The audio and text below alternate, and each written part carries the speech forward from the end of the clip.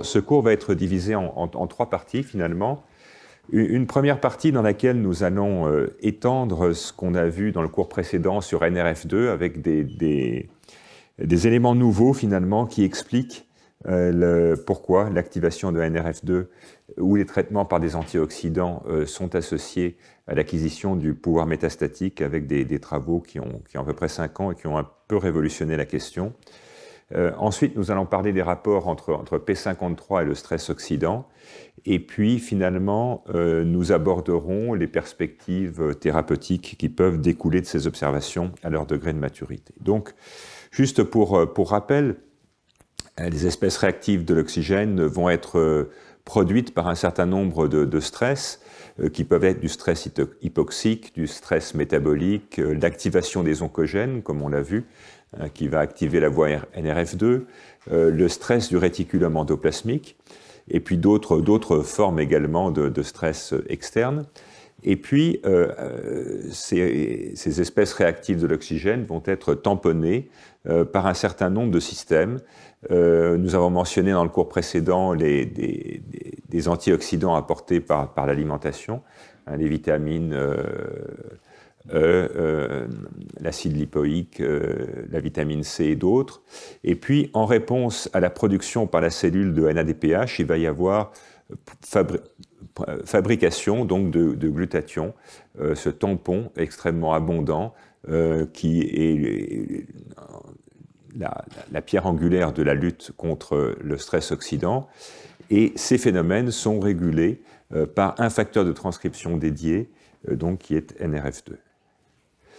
Alors, vous vous souvenez que dans le cours précédent, nous avons vu que ces effets des espèces réactives de l'oxygène sur la cancérogénèse étaient finalement un peu complexes et que suivant le stade de la maladie auquel on s'intéresse, on pouvait avoir des effets antagonistes. Et si on part de la cellule normale, vous vous rappelez qu'on avait des indications que les espèces dérivées de l'oxygène vont, à travers le dommage à l'ADN, conduire à des mutations.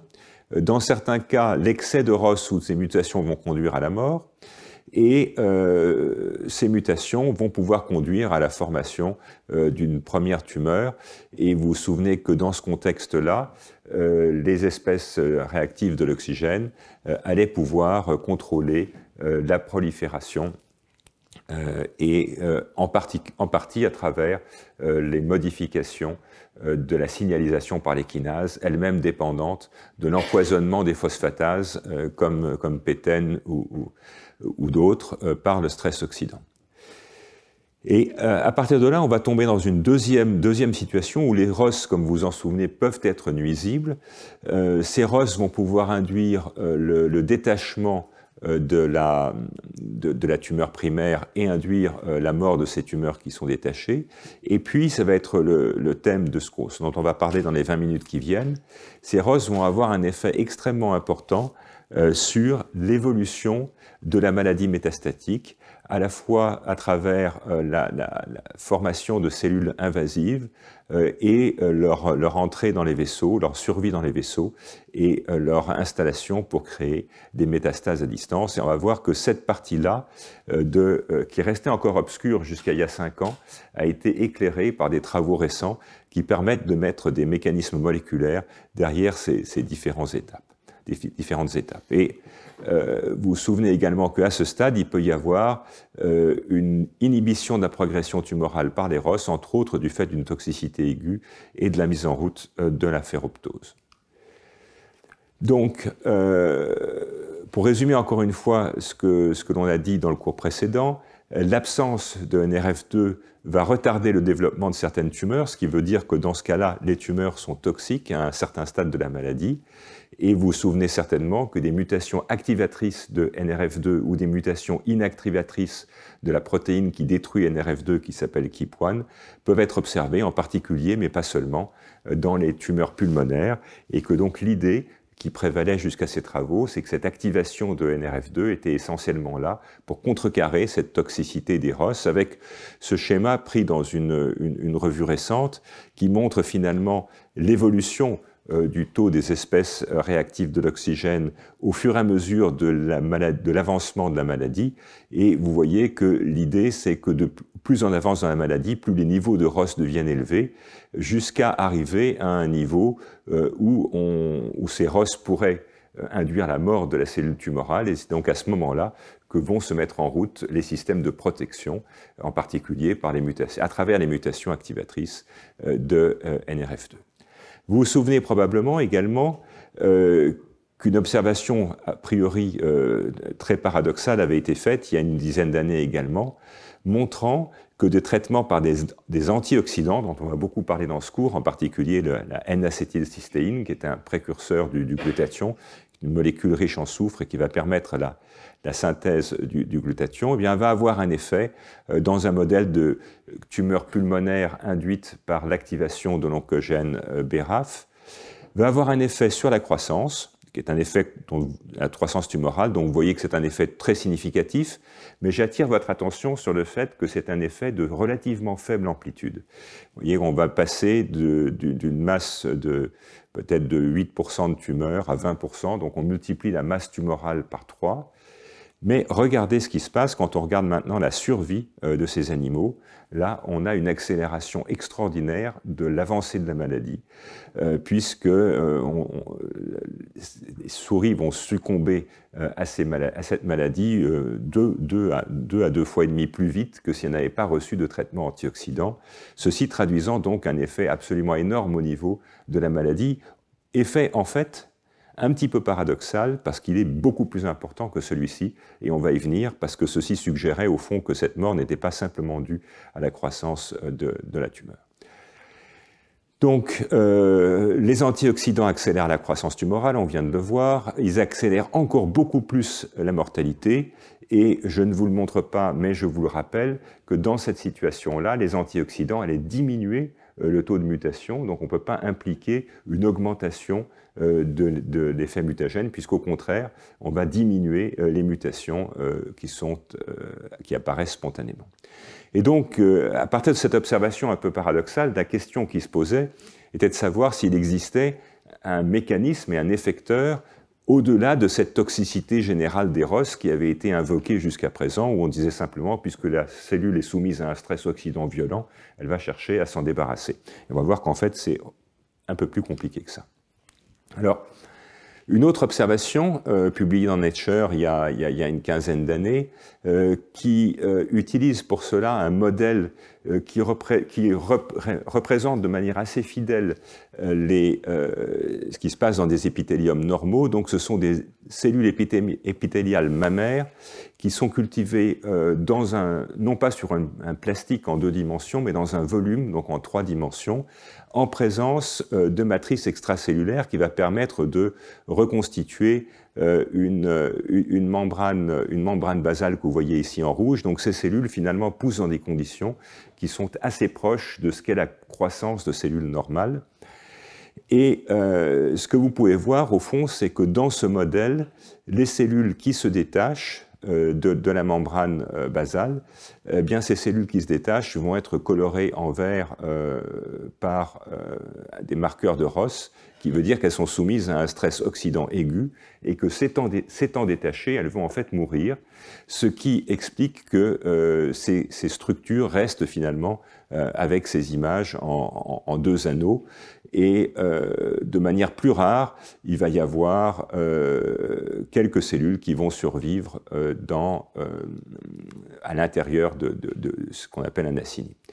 Et donc, ce rapport a pu montrer que de manière extrêmement étonnante, quand on traite ces cultures avec des antioxydants, comme la N-acétylcystéine ou le Trolox, eh bien, on va finalement se trouver dans des situations qui sont de ce type-là, c'est-à-dire que les cellules vont pouvoir se détacher de la membrane basale et continuer à vivre, continuer à remplir finalement la cavité qui était créé, et ceci évidemment profondément anormal. Et les auteurs avaient suggéré au fond qu'il pouvait s'agir d'un équivalent métastatique, que les cellules dans cette condition-là étaient dans des conditions normales, où elles avaient besoin d'être accrochées à la matrice extracellulaire pour survivre, et qu'en présence d'antioxydants, elles n'avaient plus besoin et pouvaient se permettre de proliférer à l'intérieur de ces structures 3D. Alors, ceci m'amène à vous parler d'un gène dont on va beaucoup parler dans les 20 minutes qui viennent, qui s'appelle BAC1. Alors, BAC1, en fait, c'est un facteur de transcription, et c'est un facteur de transcription qui ressemble beaucoup à NRF2. Il appartient à la même famille, dite de Kappan-Color. Il est capable de s'hétérodimériser avec MAF, S, comme NRF2, et ça va permettre de bloquer les cibles de NRF2, donc ça constitue un autre moyen de régulation de ces gènes cibles de NRF2, dont vous rappelez qu'ils étaient impliqués, pas seulement dans le redox, mais dans toutes sortes d'autres effets, y compris des effets métaboliques. Et de manière intéressante, sa régulation est indépendante de celle de NRF2, mais elle reste sensible au stress oxydant, comme on va le voir dans un instant.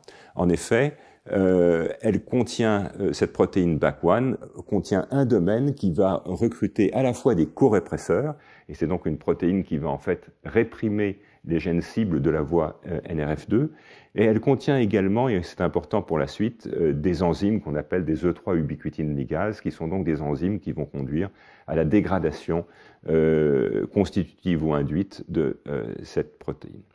Alors, de manière importante, dans des cancers du poumon, chez l'homme, chez des patients, l'expression du gène en ARN messager est fortement corrélée à un pronostic défavorable, comme vous pouvez le voir ici.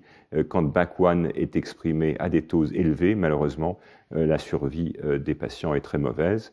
Et par ailleurs, des données qu'on ne va pas présenter ici montrent qu'il y a des effets pro-transformants directs. Donc, c'est une protéine qui a des effets oncogéniques et qui peuvent être synthétisés par cette plaque qui montre donc des effets sur l'angiogénèse, sur le pouvoir métastatique, sur la transition épithélio-mésenchymateuse, qui est un événement extrêmement important pour les cellules épithéliales qui va, entre autres, conditionner le pouvoir métastatique, et puis des effets sur la glycolyse, on y reviendra, sur la sénescence, sur la ferroptose.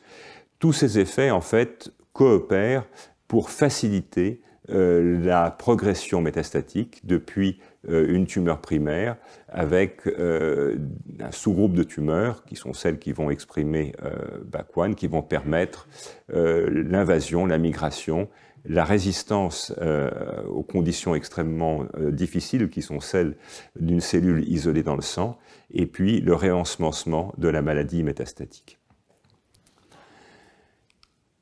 Alors, je vous ai dit que la régulation était différente de NRF2 et que pourtant, cette protéine était régulée par le stress oxydant. Eh bien, cette régulation se fait par en fait un trio entre la protéine BAC1, une molécule qui s'appelle LEM, qui vous est représentée ici, avec un atome de fer au milieu. Cette structure, cette M, en fait, est une structure qui va être associée à de nombreuses protéines et qui va leur permettre de fixer l'oxygène. Et donc, c'est par exemple le cas de l'hémoglobine, que vous connaissez tous, la protéine qui va assurer le transport de l'oxygène dans les globules rouges, mais il y a d'autres protéines qui sont associées à l'hème. Et cet hème, du fait de la présence d'un atome de fer, est une structure qui est extrêmement toxique. Et la cellule ne va pas accepter d'avoir de l'hème libre parce qu'il y a le risque de relarguer du fer. Et donc, il existe une enzyme qui s'appelle, suivant les articles HO1 ou HM ou X1, l'hème-oxygénase. Et cette hème-oxygénase, qui est sous la régulation d'un certain nombre de facteurs de stress, va permettre la dégradation de l'hème, qui va être dégradé en différentes molécules, mais relarguer son fer, ceci se traduisant à la fin par une protection des tissus. Donc, de manière importante, l'EM, en fait, est capable de se fixer à BAC1 et d'induire sa dégradation à travers les E3 ligases qui sont directement liées à cette protéine BAC1, ce qui va induire la perte de l'association à l'ADN, l'export et la dégradation dans le cytoplasme. Donc, la présence de cet M libre est un facteur extrêmement important de régulation de la stabilité de la protéine et va conduire à la dégradation de BAC1. Et de manière importante, des ROS vont induire le relargage de l'EM à partir des hémoprotéines. Et ces ROS donc, vont ensuite également, à travers NRF2, induire l'expression de l'EM oxygénase. Et l'EM oxygénase est l'une des cibles majeures de la voie NRF2. Et donc on a en fait un système de protection qui est mis en place grâce à cette boucle de régulation, système de protection dans lequel les espèces réactives de l'oxygène vont certes permettre le relargage de l'EM, qui est potentiellement toxique, mais les espèces réactives de l'oxygène vont également activer la voie NRF2 qui va induire la synthèse de l'EM oxygénase qui va dégrader cet M qui aurait pu être toxique pour la cellule. Donc on est dans une situation tout à fait classique de mécanisme de rétrocontrôle et de protection contre la libération de ce composé toxique.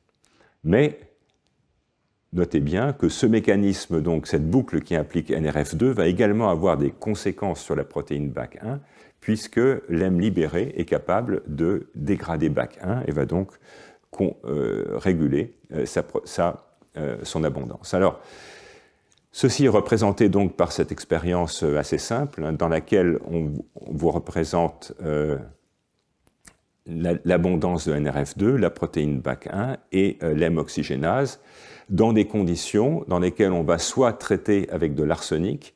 On va beaucoup parler d'arsenic dans ce cours, et vous allez découvrir pourquoi. Donc, avec de très fortes concentrations d'arsenic, on induit du stress oxydant, donc on va induire la stabilisation de NRF2, que vous pouvez voir ici, donc stabilisé, induit au niveau transcriptionnel, puis stabilisé, et ceci induit, vous voyez de manière absolument massive, la protéine M oxygénase.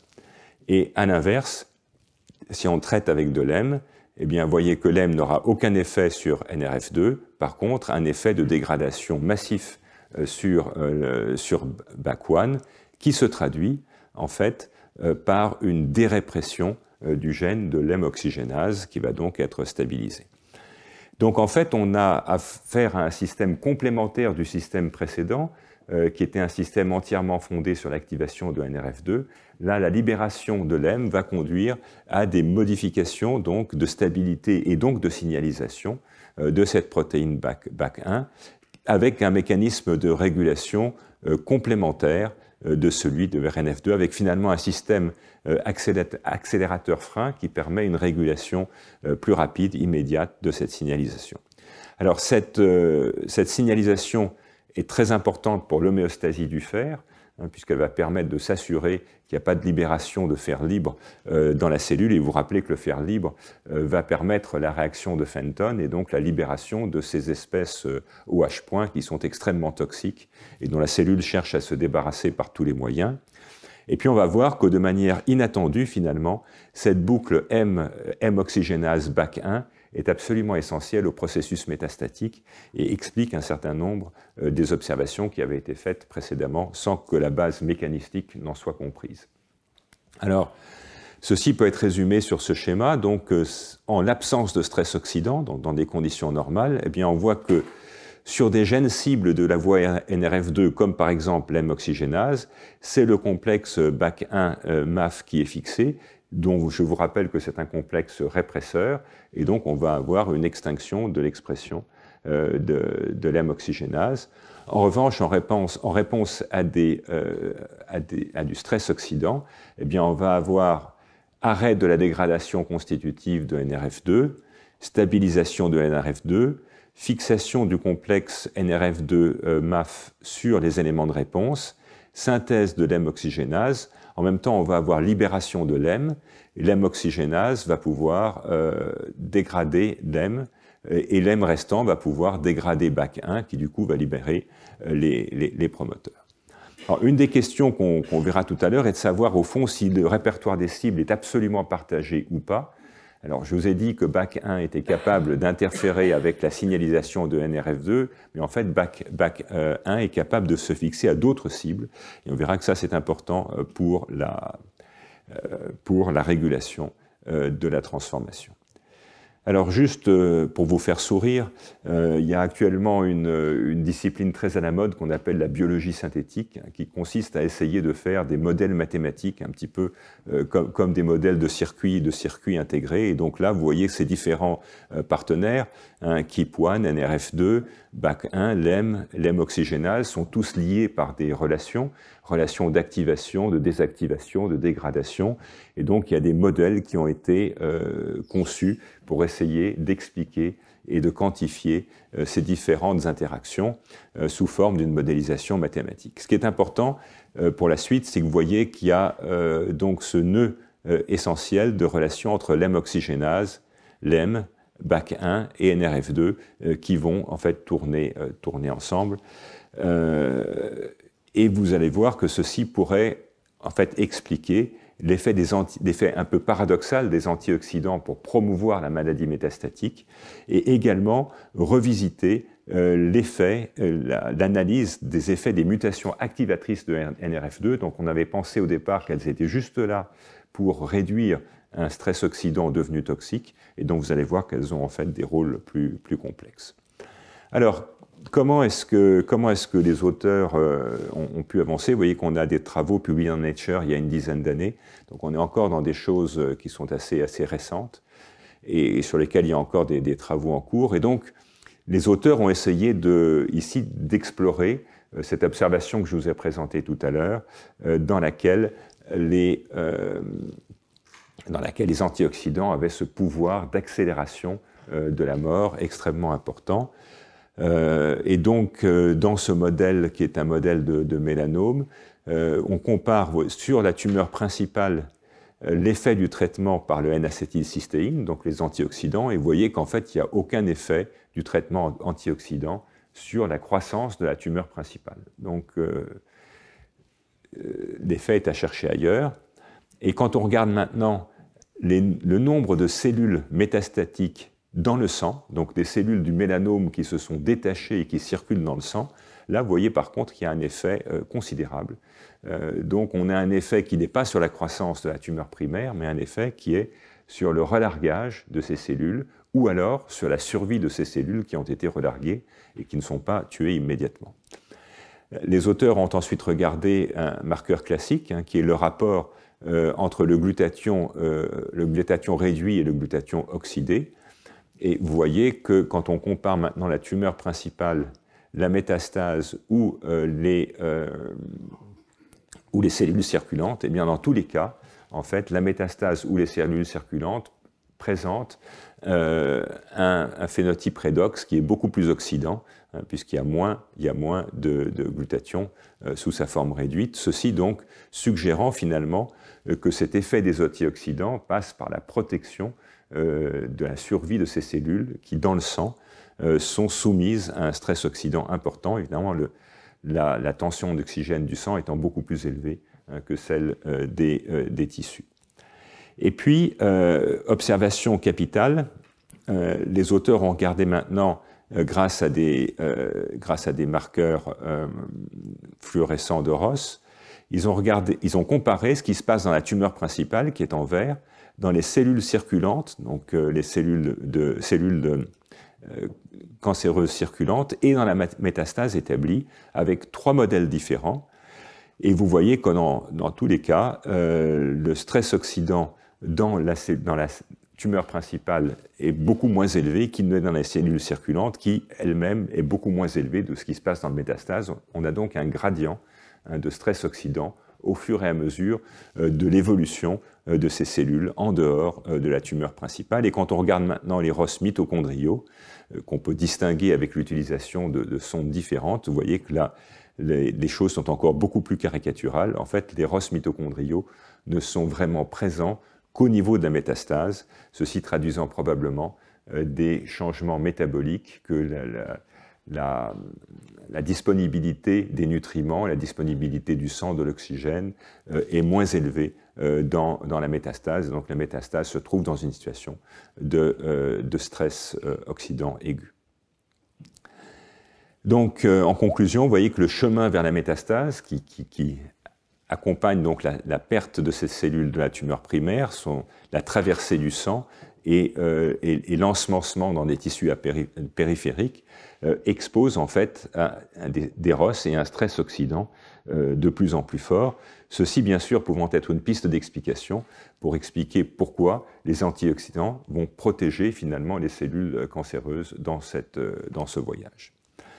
Alors, des travaux plus récents, publiés dans Cell il y a 5 ans environ, dans lesquels, en utilisant des modèles de souris, des auteurs ont cherché à explorer directement dans des modèles in vivo quels étaient les effets des antioxydants en étudiant directement des cellules dérivées de métastases ou de métastases à distance ou au niveau des ganglions. Donc, les conditions expérimentales sont les suivantes. On a soit un modèle de tumeur pulmonaire qui n'est activé que par des mutations de l'oncogène RAS, soit des mutations doubles avec RAS et P53.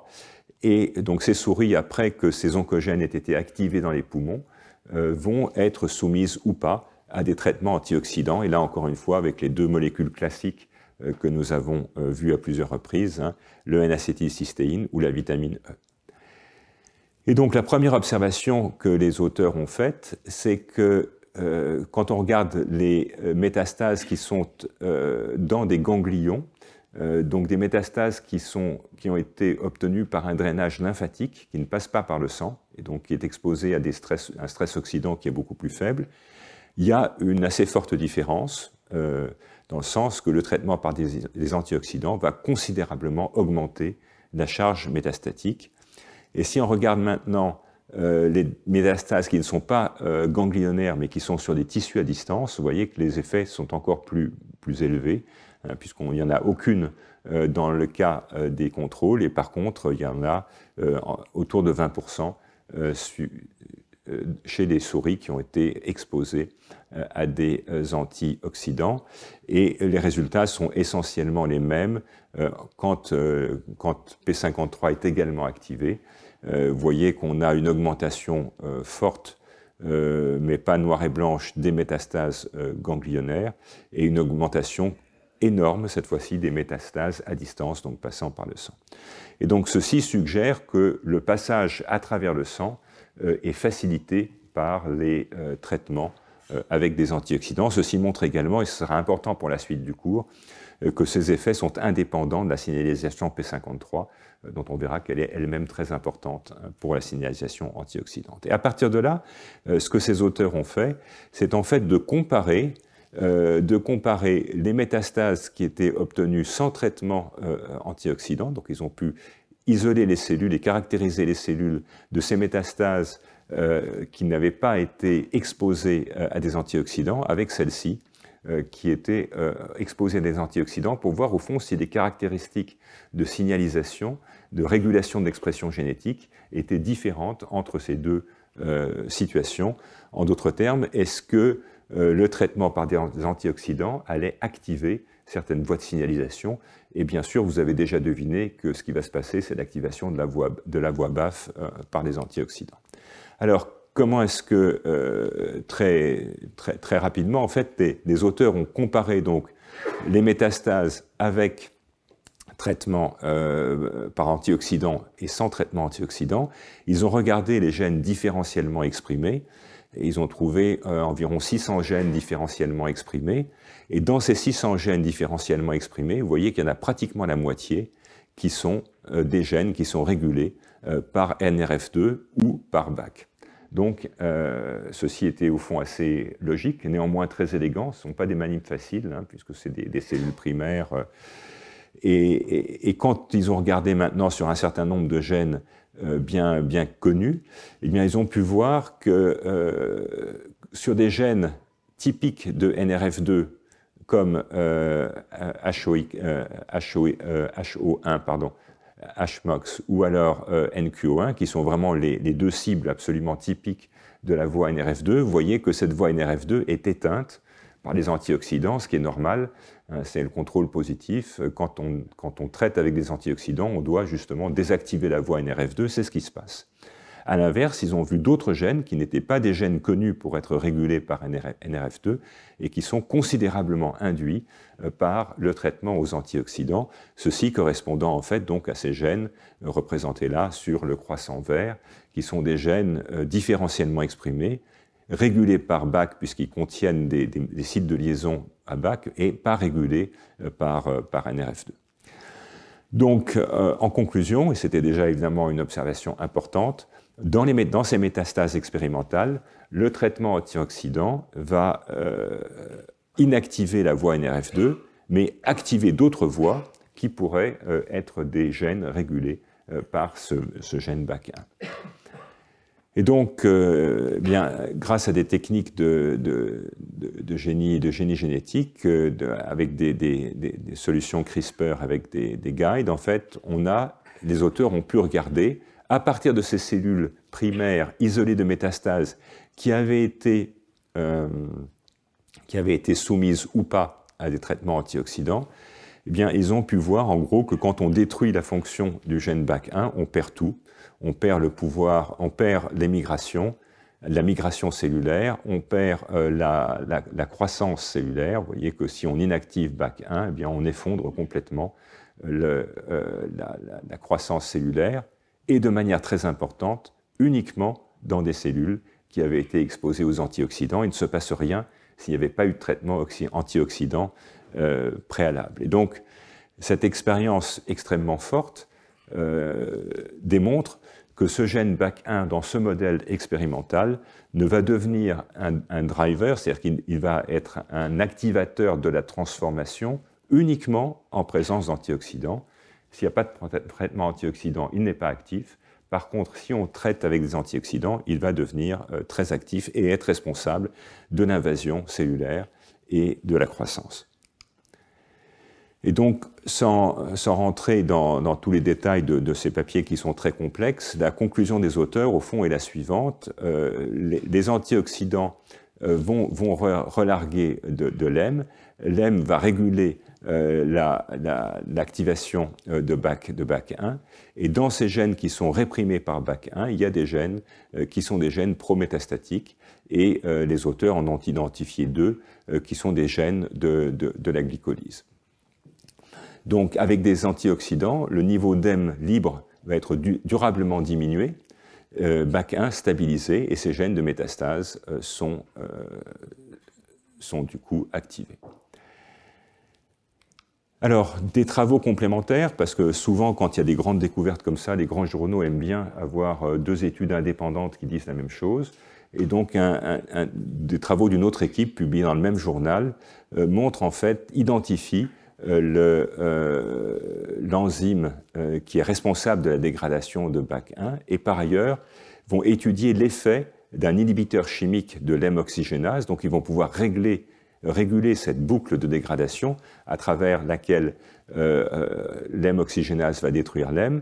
Et donc ici on a dans des tissus, je crois que c'est du poumon, des représentations de métastases qui sont ici en vert, et vous voyez que l'inhibiteur de l'activité de HO1 va effondrer totalement le pouvoir métastatique de ces cellules, et ceci n'est observé que si l'enzyme de dégradation FBXO22 est présente, puisque si on a inactivé au préalable cette enzyme de dégradation, eh bien, il n'y a plus aucun effet, cette fois-ci, de l'inhibiteur.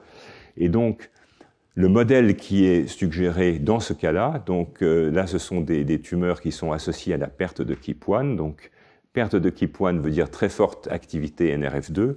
Très forte activité NRF2 veut dire forte expression de l'hème oxygénase. Forte expression de l'hème oxygénase veut dire qu'il n'y a plus d'hème libre. Et comme il n'y a plus d'hème libre, le BAC1 n'est plus dégradé. Et donc BAC1 n'étant plus dégradé, va activer la transcription de ces gènes prométastatiques. Et donc, ces expériences montrent que finalement, contrairement à ce qu'on avait cru pendant une bonne dizaine d'années, L'hyperactivation de la voie NRF2 n'a pas pour but simplement que de protéger des ROS toxiques et donc de désactiver cette hypersignalisation par les ROS dont on pensait qu'elle était toxique et probablement elle l'est, mais il a également un autre but qui est de pouvoir activer BAC1 et induire donc la transcription de ces gènes prométastatiques. Ceci donc, et on y reviendra à la fin du cours, ayant des implications importantes, car ceci veut dire que pour essayer de contrôler ce phénomène au niveau thérapeutique, on a cherché pendant longtemps à inactiver la voie NRF2, ce qui était difficile pour toutes sortes de raisons, on y reviendra, mais ça veut dire qu'il y a une autre pharmacologie possible autour de ce triangle entre l'hème libre, l'hème oxygénase et la dégradation de BAC1. Donc, il existe une double régulation transcriptionnelle par NRF2 et également par la stabilité de BAC1 avec des relais essentiels que sont l'hème et l'hème oxygénase. Il existe de très bons activateurs des cibles de NRF2, on en reparlera, la sulforaphane qui est un dérivé naturel qui va réagir avec les thiols de KEAP1 pour activer une réponse antioxydante. Mais finalement, l'activation de cette réponse antioxydante n'est peut-être pas si bénéfique qu'on avait pu le penser pendant un certain temps. Et l'hyperactivation de NRF2 va en fait activer BAC1 à travers la perte de l'hème, ce qui veut dire que ce système M-BAC1 est peut-être plus facile à cibler pharmacologiquement, même si aujourd'hui, il n'y a pas encore d'inhibiteur établi pour ceci.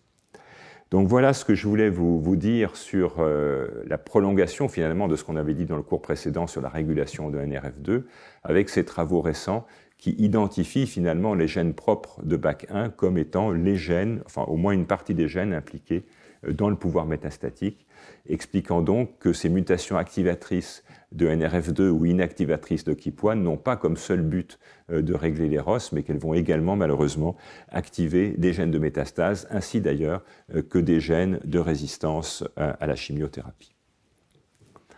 Alors on va maintenant passer à la deuxième partie du cours que je voulais traiter aujourd'hui, qui en fait va s'intéresser au rôle de la signalisation P53 dans l'homéostasie du redox. Donc, la vision qu'on a actuellement de cette question, peut-être vision un peu simpliste, est que quand on s'intéresse à un niveau faible ou moyen d'eau oxygénée, représenté ici par cette barrière, la principale partie du contrôle est réalisée par la voie NRF2 qu'on vient de voir, donc avec cette détection de l'eau oxygénée par l'oxydation des cystéines de KEAP1. Et puis il peut se trouver des situations où ce contrôle par NRF2 est débordé, et donc ce débordement va se traduire à ce moment-là par l'activation de toute une série de facteurs en deuxième ligne. On n'en parlera pas tous cette année, rassurez-vous, mais on va essentiellement intéresser à l'un qui est P53, dont on a souvent parlé dans ce cours, et qui, indépendamment de ses rôles de contrôle de l'apoptose, de contrôle du cycle cellulaire, a également des rôles extrêmement importants de contrôle du stress oxydant. Et donc, de manière intéressante, au fond, ces deux agents, NRF2, ces deux facteurs de transcription, NRF2 et P53, n'ont pas seulement un rôle absolument critique de régulation du redox, mais ils ont également un rôle absolument critique dans les cancers, puisqu'on peut obtenir des mutations avec une assez grande fréquence, mutation de P53 ou mutation de NRF2, comme on vient de le voir, mais néanmoins, les effets biologiques sont très différents, hein, comme on va le voir. Alors, d'abord, quels sont très schématiquement les rapports entre P53 et le stress oxydant? Bien, comme souvent en biologie, ils ne sont pas univoques, hein, ça peut être le yin et le yang. Et en l'occurrence, P53 a un rôle absolument majeur, et on va s'y intéresser beaucoup aujourd'hui, de protection contre le stress oxydant dans des conditions basales, qui vous est représenté ici, c'est-à-dire que le niveau basal de P53, en l'absence de toute stabilisation, de toute activation, par l'intermédiaire d'un certain nombre de gènes cibles, mais pas que cela, va avoir un effet antioxydant majeur. Et cet effet antioxydant majeur va permettre de protéger, de réparer et d'induire la survie. Et puis, quand P53 est activé, par exemple par la radiothérapie ou par la chimiothérapie, on va avoir une très forte stabilisation de la protéine. Et cette forte stabilisation de la protéine va conduire à la synthèse, à l'activation d'autres gènes, et en particulier des gènes qui sont impliqués dans la régulation de la fonction mitochondriale, ces gènes d'apoptose, comme BAX ou PUMA.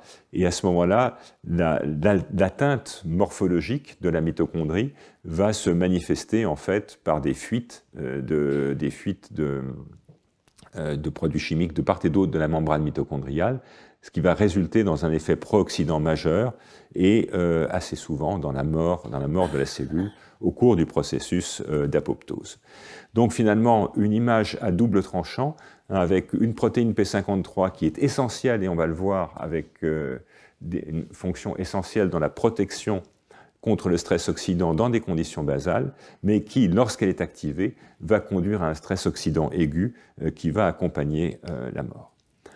Alors, une image que je montre dans, je crois, presque chacun de mes cours, chaque année, qui montre finalement cet effet de sablier de P53, qui est vraiment l'arbitre du stress.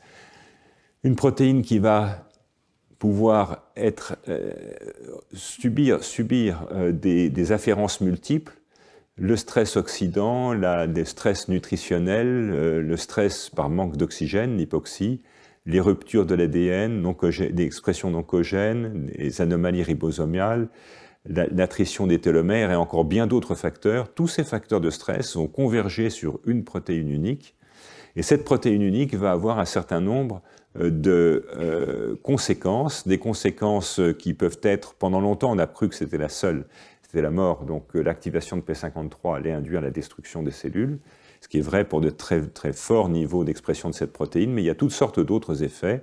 L'arrêt de cycle, par exemple, l'induction de la migration, la réparation de l'ADN, des changements du métabolisme, des changements dans l'angiogenèse, et l'induction de la sénescence. Et donc, une question qui reste encore extrêmement ouverte, c'est au fond d'essayer de comprendre comment est-ce qu'un type de stimuli, par exemple le stress oxydant, va probablement pas induire tout ça à la fois. Il va probablement induire des changements du métabolisme, par exemple, pour essayer de contrecarrer le stress oxydant. Le dommage à l'ADN, de manière assez logique, vont s'accompagner d'un arrêt du cycle et de la capacité à induire de la réparation de l'ADN. Mais finalement, les concordances éventuelles entre le type de stress et le type de réponse restent des phénomènes qui sont extrêmement mal compris, probablement très subtils, et qui jouent un rôle de toute évidence dans la physiologie de P53, puisque les niveaux d'activation de P53, en particulier dans des contextes thérapeutiques, vont finalement contrôler la vie ou la mort, l'échec ou pas de traitements anticancéreux. Et ceci, en fait, la diversité, la multiplicité de ce type de réponse traduit bien entendu, pour ce facteur de transcription, traduit la multiplicité des gènes cibles qui peuvent être induits. Vous en voyez un certain nombre ici, qui ont été regroupés de manière un petit peu artificielle entre des gènes cibles qui sont responsables de la mort, en général par une toxicité mitochondriale, directe ou indirecte, des gènes cibles qui sont responsables de l'arrêt du cycle cellulaire, des gènes cibles qui plus spécifiquement sont responsables de la sénescence, avec en particulier le gène PML auquel l'équipe s'intéresse beaucoup et dont on reparlera plus tard dans ce cours, des gènes impliqués dans la réparation de l'ADN, toute une famille de gènes impliqués dans le métabolisme et dont certains ont des effets antioxydants, d'autres impliqués dans l'autophagie et d'autres contrôlant les interactions cellulaires entre les différents types de cellules, entre autres par la sécrétion de cytokines.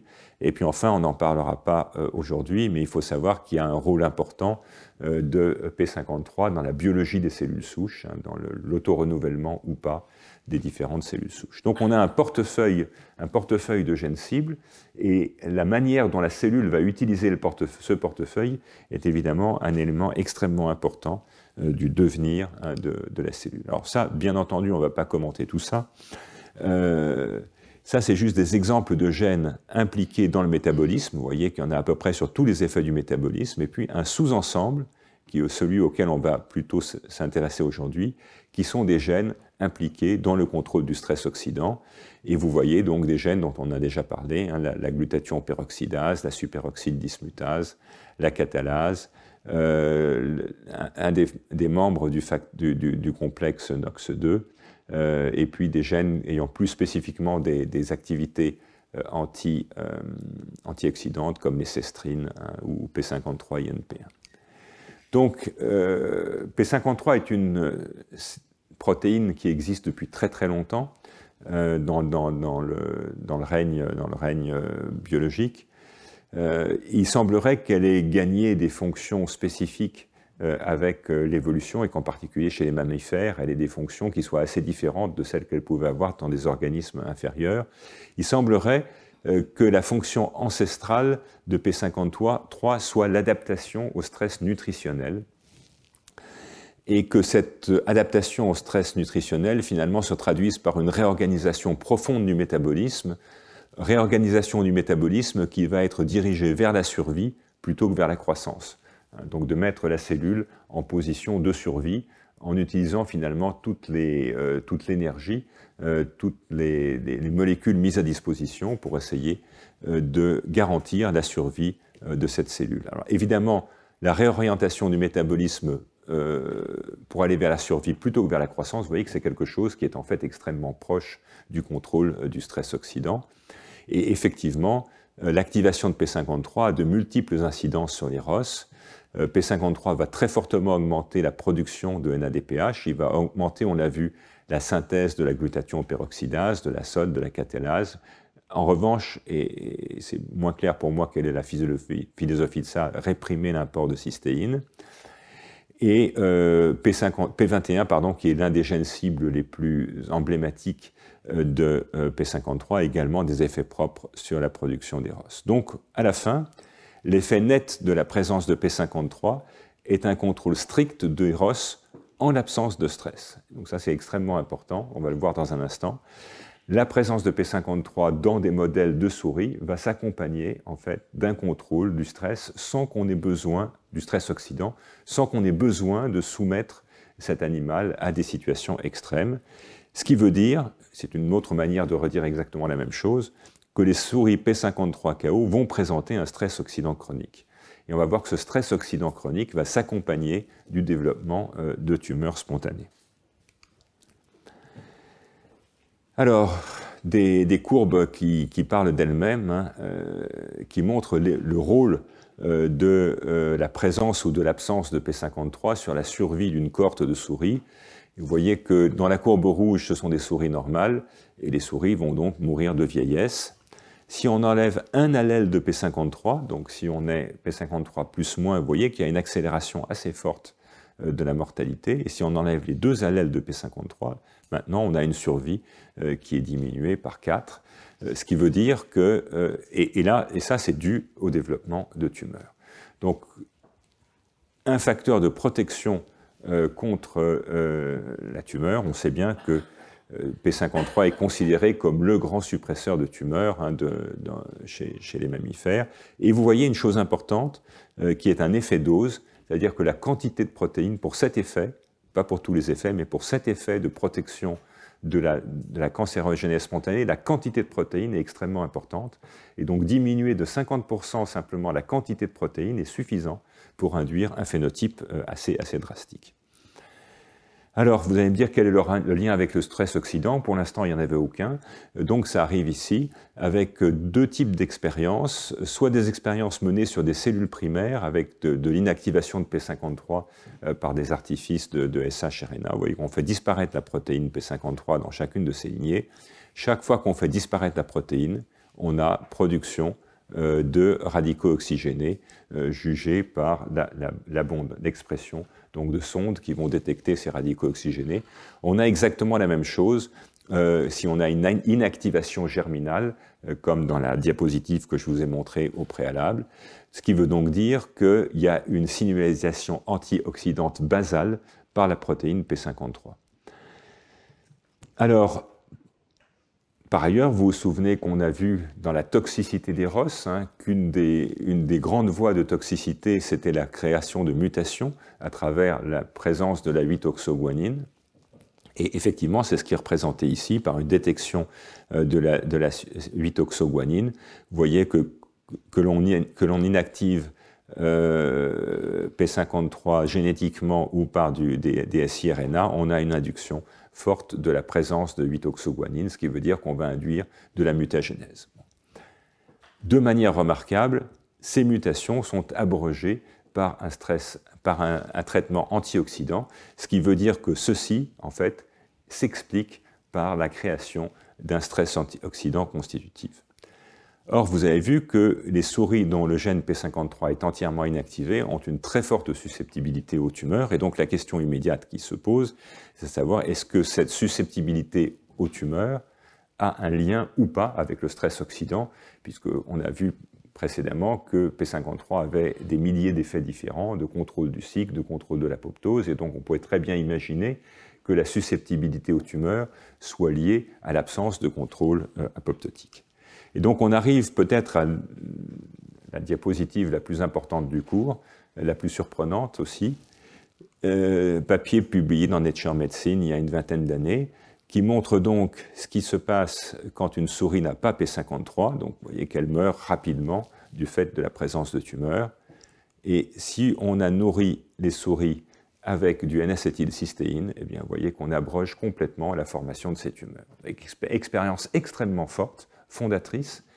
Tout n'est pas encore expliqué dans ce modèle, mais ce que ça signifie donc, c'est que ces tumeurs qui se développent spontanément à l'absence de P53, elles sont liées à des désordres du stress oxydant, elles sont liées probablement à la capacité du stress oxydant en conditions basales, en l'absence de toute stimulation, d'induire des mutations, et que ces mutations vont donc conduire au développement des tumeurs.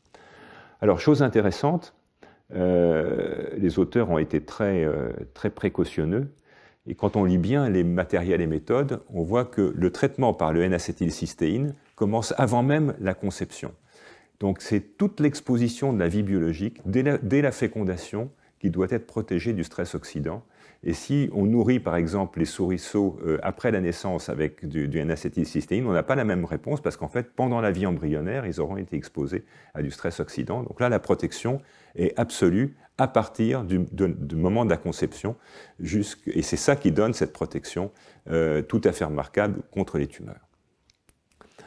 Alors, ils ont pu montrer effectivement que quand on donne du N-acétylcystéine, eh bien, on va perdre, vous voyez, ce marquage par des sondes fluorescentes qui vont marquer le stress oxydant, et on se retrouve finalement dans des conditions normales, ce qui veut dire que le traitement par le N-acétylcystéine va normaliser totalement la situation vis-à-vis de la production des ROS et vis-à-vis de la formation des tumeurs, sachant quand même qu'on voit qu'au bout, ça commence à baisser un petit peu, donc probablement il y a d'autres mécanismes qui vont se révéler, mais en fait c'est un phénotype absolument remarquable. Et les auteurs ont pu montrer que la restriction calorique, qui diminue aussi les ROS, va permettre également, dans une certaine mesure, de corriger cette apparition spontanée de tumeurs. Bon, alors, ça c'était extrêmement surprenant, et puis ça nous amène à vous parler de travaux très récents, en fait.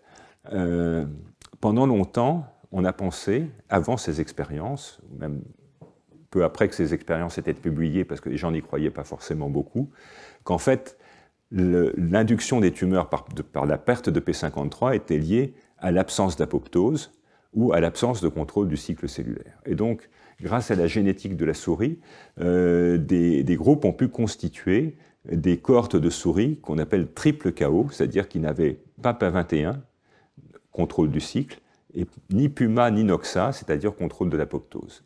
Et ce dont ils se sont aperçus, c'est qu'en fait, on peut très bien supprimer ces trois gènes-là, supprimer le contrôle apoptotique, supprimer le contrôle du cycle cellulaire, il ne se passe rien. Il n'y a pas d'induction de tumeur, alors qu'encore une fois, si vous supprimez P53, vous avez l'apparition de ces tumeurs spontanées. Et puis, inversement, des expériences dans lesquelles, cette fois-ci, on a muté les domaines de transactivation de P53. On a créé des souris knock-in P53 pour lesquelles les domaines d'activation connus avaient été détruits. On sait que ces mutants de P53 devenaient incapables d'activer PUMA, NOXA ou P21. Néanmoins, jamais de tumeur spontanée. Ce qui veut dire, là aussi, c'est un peu l'image en miroir, que ces gènes-là, finalement, n'ont rien à voir avec l'apparition des tumeurs. Et donc, cela signifie, et c'est resté un mystère jusqu'à très récemment, qu'il existe un tout petit répertoire de gènes cibles, avec peut-être des gènes cibles d'ailleurs qu'on ne connaît pas encore, qui sont extrêmement liés au stress oxydant et qui vont s'opposer extrêmement efficacement à la transformation spontanée. Et donc, finalement, dans cet immense répertoire de gènes cibles que je vous ai présenté, il y en a peut-être qu'un tout petit nombre qui est responsable de cet effet drastique, entre finalement des animaux qui meurent au bout de quelques semaines ou des animaux qui vivent très longtemps. Et donc, de nombreuses équipes, encore aujourd'hui, sont à la recherche de ces gènes clés grâce auxquels P53 pourrait contrôler le stress oxydant. Alors, j'attire juste votre attention sur une chose, la date. Vous voyez, les travaux publiés cette année, on est vraiment dans la science en train de se faire. Et donc, très récemment, des équipes ont montré que si on ajoutait à P21 PUMA un autre gène récemment décrit comme étant une cible de P53 qui s'appelle ZMAT3, à ce moment-là, on commence à se rapprocher de la perte de P53. On n'y est pas encore tout à fait, mais vous voyez qu'on avait les doubles KO, qui ne sont pas représentés ici. Tout à l'heure, on a vu les triples KO avec P21, PUMA, NOXA qui étaient ici. Si maintenant on combine P21, PUMA et ZMAT3, on a la courbe en violet, qui n'est pas encore tout à fait la courbe en rouge, mais qui commence quand même à s'en rapprocher. Ce qui suggère que ces trois gènes sont vraiment importants, et en particulier ZMAT3, qui est un gène sur lequel on ne sait pas encore grand-chose, sauf qu'il contrôle l'épissage. Et donc en contrôlant l'épissage, il va évidemment contrôler un très très grand nombre de protéines à la fois. C'est un gène extrêmement dominant dans ses effets, qui va pouvoir contrôler de très nombreuses voies de signalisation. Néanmoins, les rapports entre ZMAT3 et le métabolisme ne sont pas encore élucidés, donc on ne sait pas encore exactement quelle est la fraction du métabolisme qui est concernée.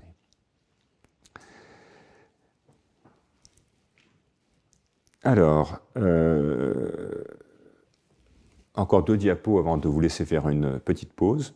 Il n'y a pas seulement la croissance, le développement de tumeurs à partir de cellules normales in vivo, ce qui est ce qu'on a considéré jusqu'à présent. Il y a également la croissance tumorale qui peut être concernée par ces effets. Et donc ça, c'est toujours un extrait du papier de Nature Medicine de 2005, qui montre que quand on a des cellules qui sont déjà transformées, sont des tumeurs, sont des cellules qui poussent, vous voyez, quand on a P53, ce sont les symboles en blanc, l'ajout de N-acétylcystéine ne fait rien. Inversement, quand on n'a pas P53 et pas d'acétylcystéine, ces cellules se mettent à pousser à toute vitesse. Et à l'inverse, quand on n'a pas P53 et qu'on rajoute du N-acétylcystéine, vous voyez que ces cellules poussent beaucoup moins vite. Ce qui veut dire donc qu'il existe une signalisation qui est bloquée par P53, mais qui est dépendante de l'effet des antioxydants, avec un effet direct sur la croissance et le métabolisme du stress oxydant contrôlé par P53. Donc P53 contrôle le stress oxydant, ce stress oxydant contrôle la croissance, et cette croissance peut être contrôlée par des antioxydants comme le N-acétylcystéine.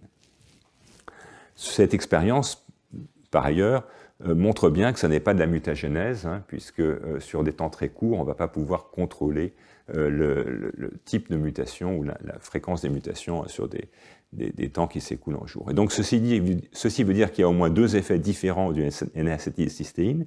Il va bloquer l'initiation de la tumeur, c'est ce qu'on a vu dans les diapositives précédentes, mais il va également contrôler la progression de la tumeur à travers la croissance ou le métabolisme, et ce de manière P53 dépendante.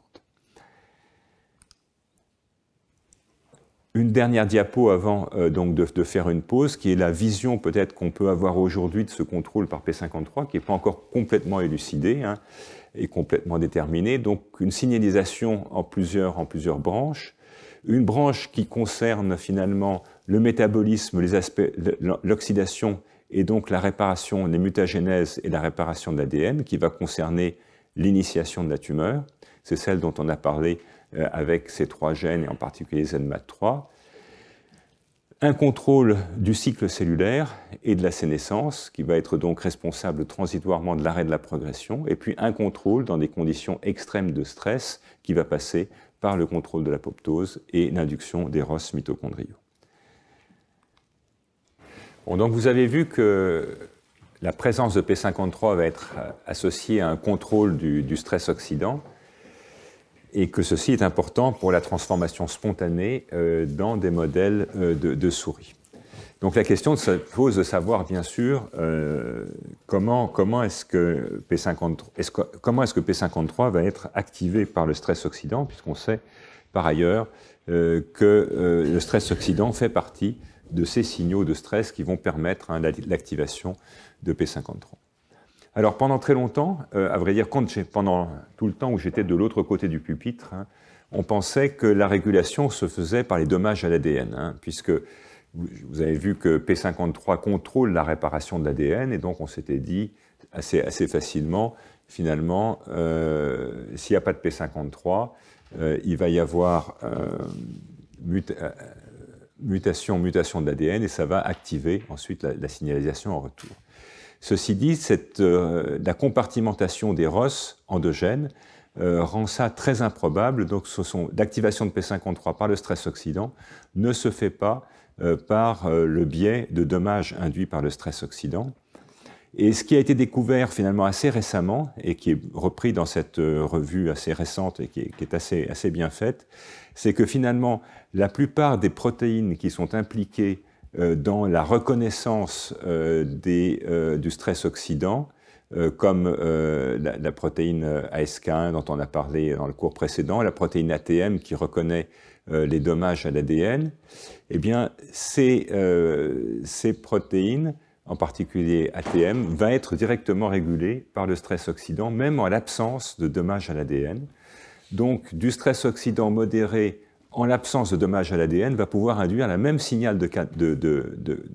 même cascade de signalisation qui converge, entre autres, sur P53, de même que la reconnaissance du stress aigu, avec, vous vous rappelez, la peroxyrédoxine, hein, qui se détachait de cette kinase pour lui permettre de s'activer. Donc, une activation qui ne passe pas par les dommages à l'ADN, mais qui passe par des signalisations dont certaines sont communes. Et puis, et on va s'y attarder un petit peu, il y a également un certain nombre de travaux qui ont montré qu'en fait, la protéine P53 elle-même possède de nombreuses cystéines. Certaines de ces cystéines sont impliquées dans des structures qu'on appelle les doigts de zinc, qui sont des structures qui vont permettre le maintien de la forme tertiaire à travers la coordination d'atomes de zinc par des résidus de cystéine. Mais il y a également des cystéines libres, et on va voir ça dans la diapo suivante, des cystéines libres qui pourraient être directement impliquées dans la capture de la signalisation redox et réguler donc finalement directement l'activité de P53 par l'état d'oxydation de ces cystéines. Et puis on va voir, parce que c'est la thématique de l'équipe, qu'il peut y avoir également des protéines d'échafaudage, en particulier une protéine qui s'appelle PML, qui peut réguler l'activation de P53 par des effets d'échafaudage, et on va voir comment. Donc voilà la structure de la protéine P53. Il y a ces résidus d'histidine en fait, et de cystéine qui rentrent dans le contexte d'un doigt de zinc, on reverra ça tout à l'heure, qui assure donc un verrouillage de la structure tridimensionnelle de la protéine. Et puis, il y a un certain nombre de cystéines libres. Ces cystéines libres, certaines d'entre elles sont connues pour pouvoir être glutathionidisées, c'est-à-dire en fait que ces résidus de soufre sont accessibles, sont modifiables et vont pouvoir exister sous des états oxydés ou réduits. Et donc ceci soulève la possibilité que P53 pourrait être directement régulé par les ROS à travers la sensibilité de ces cystéines. On verra aussi très rapidement qu'en fait elles peuvent être des cibles de médicaments puisqu'il y a des approches expérimentales qui ont été développées dans les 15 dernières années pour essayer de rendre la forme des mutants de P53. Et une des manières de rendre la forme de ces mutants de P53, ça a été d'essayer de jouer sur ces cystéines, mais on va y revenir. Des travaux également récents ont montré que la dernière de ces cystéines, qui est donc au bord du domaine de liaison à l'ADN, la cystéine 277, en fait est située extrêmement près de la molécule d'ADN, et des travaux qui sont résumés dans cette revue suggèrent qu'en fait l'état d'oxydation de cette cystéine va pouvoir contrôler l'interaction avec les différents éléments de réponse, et en particulier si cette cystéine 277 est modifiée, on va perdre la capacité d'interagir avec certains types d'éléments de réponse du fait, vous voyez, de la proximité entre certaines bases et cette cystéine qui plonge en fait vers le domaine de reconnaissance à l'ADN. Alors ceci est potentiellement très important parce que ça pourrait expliquer, dans ce mécanisme en entonnoir que je vous ai expliqué tout à l'heure, où vous avez toute une série de stress, P53 et toute une série de réponses, ça pourrait être un élément de régulation pour dire que certains types de stress vont moduler la modification de cette cystéine et du coup participer au choix des gènes cibles, et que ce choix des gènes cibles pourrait par exemple réguler une des choses très importantes autour desquelles beaucoup de scientifiques tournent, qui est le rapport entre apoptose et sénescence. L'idée étant que c'est une signalisation extrêmement forte qui va induire l'apoptose, alors que la sénescence ou l'effet antioxydant de base sont induits par des signalisations beaucoup plus faibles. Donc des premiers éléments sont encore des travaux en cours, mais vous voyez, qui suggèrent que la disponibilité de certaines de ces cystéines qui ne sont pas prises dans les doigts de zinc pourraient être des éléments de régulation. Alors, ça va me conduire à vous parler de PML, qui est une des thématiques prioritaires de l'équipe de recherche que je dirige. Vous allez comprendre progressivement pourquoi. Donc PML, c'est une protéine d'échafaudage qui est capable de créer en fait ces petits corps qu'on appelle des corps nucléaires PML, qui vont concentrer un certain nombre de protéines, les concentrer à l'intérieur du noyau. Vous voyez, donc on a une vue à de très grande amplification ici. Ces points en fait sont des sphères, et ces sphères vont créer en fait une compartimentalisation entre une partie à l'intérieur et à l'extérieur. L'idée étant que ces sphères vont pouvoir concentrer un certain nombre de protéines qu'on appelle les protéines partenaires, et parmi ces protéines partenaires, en fait, il y a P53, une des premières qui a été identifiée. Et ceci a suggéré assez rapidement que PML pouvait participer à la signalisation P53. On va voir comment. Et par ailleurs, cette protéine PML a été découverte dans une translocation oncogénique, donc associée à une forme de leucémie, qui s'appelle PML-RAR, on y reviendra tout à l'heure. Donc PML contrôle la signalisation P53, et en particulier la sénescence, et en particulier aux réponses aux oxydants. Alors, quel est le rapport pour l'instant entre PML et les oxydants? Pour l'instant, il n'y en a aucun, sauf que, en fait, ce que vous montre cette diapositive, qui illustre des foies de souris qui ont été soumis à des traitements pro-oxydants, comme le paracétamol ou l'arsenic, eh bien, on a en fait une formation très rapide de ces corps. Et la formation très rapide de ces corps, on ne va pas rentrer dans les détails, on y viendra un petit peu tout à l'heure, va conduire au fond à une espèce de polymérisation. Et ce mécanisme de polymérisation va permettre de faire un dedans et un dehors, hein, ce qui est à l'intérieur du noyau va permettre de concentrer un certain nombre de protéines à l'intérieur du noyau. Et vous voyez que dans le cas de l'arsenic, cette agrégation de PML sur les corps nucléaires s'accompagne d'une dégradation complète de la protéine. Donc c'est un régulateur central, hein, de la vie de cette protéine PML.